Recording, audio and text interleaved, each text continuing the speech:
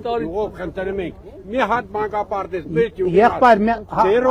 Խնդրում ենք մի հատ մանկապարտեզ մեր գյուղի համար Մարալիկում Նիկոլ Փաշինյանին նման խնդրանքով դիմեց բնակիչներից մեկը։ Փաշինյանն արձագանքեց, որ կսարքեն, երեխեքին մանկապարտեզ է պետք կսարքենք, որտեղ երեխա կա կլինի մանկապարտեզ, որտեղ չկա ավտո կլինի տրանսպորտ, ասաց Փաշինյանը, սակայն զայրացավ քաղաքացու այն դիտարկումից, որ 3 կիլոմետր ստիպված են երեխու ձեռքից բռնած տանեն բերեն։ Կառավարությունը 600 միլիոն հատկացրել է, վատ են կարել, չի զգացվում, որ ուրախ եք, չի զգացվում։ Մեր այս խելքը, որ բերել ենք դրել, որ գանք ասեք, մտքես բերան, ասում եք մանկապարտեզ չկա, համայնքի ղեկավարը գալիս ասում է 600 միլիոնով սարքում ենք։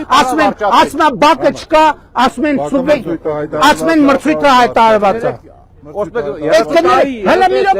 րոպե, այդ առավոտից իրիկու բամբասանք է, գիտեք, որ ես Դուբայում, հələ մի րոպե սպասի, գիտեք, որ ես Դուբայում, մի րոպե սպասի, եղբայր բան եմ ասում, չէ ջղայնանում եմ, թող։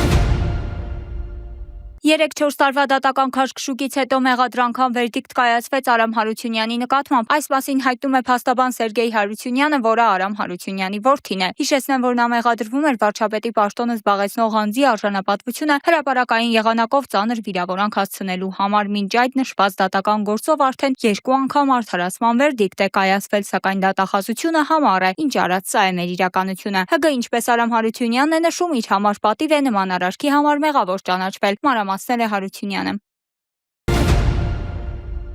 Մարտի 6-ին ավտովթար է տեղի ունեցել Արարատի մարզում ժամը 21:30-ի սահմաններում Մղջյան գյուղի վարչական տարածքում Երևան-Դվին թիվ 471 երթուղին սպասարկող FAW մակնիշի ավտոբուսը դուրս է եկել ճանապարհի երթևեկելի գոտուց եւ կիսաշրջված հայտնվել ջրատարում Շամչյանքոմի փոխանցման վթարի հետևանքով 4 հոգի, որոնցից 2-ին առաջին օգնության են հասել քաղաքացիները եւ ըստ քաղաքացիների հայտնածի ներքին գործերի նախարարության ոստիկանության ծառայությունը ավտոմեքենայով տեղափոխվել են Արտաշատ բժշկական կենտրոն։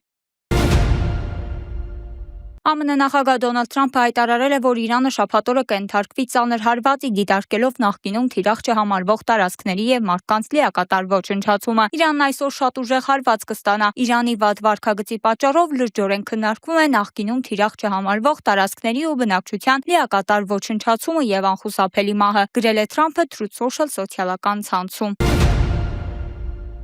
Հայտնի է դարձել, թե որքան է վաստակում հարձակվող Լիոնել Մեսին Ինտեր Մայամիում ինձ համաշխարհային մակարդակի հովանավորներ են պետք, քանի որ խաղացողները թանկ են։ Ես վճարում եմ Մեսիին, նա արժե դրան, բայց դա տարեկան 70-ից 80 միլիոն դոլար է, ասել է ակումբի սեփականատեր Խորխե Մասը Բլումբերգին տված հարցազրույցում։ Այս եւ այլ մանրամասներին ծանոթանալու համար հետևեք Պանորամա AM-ին։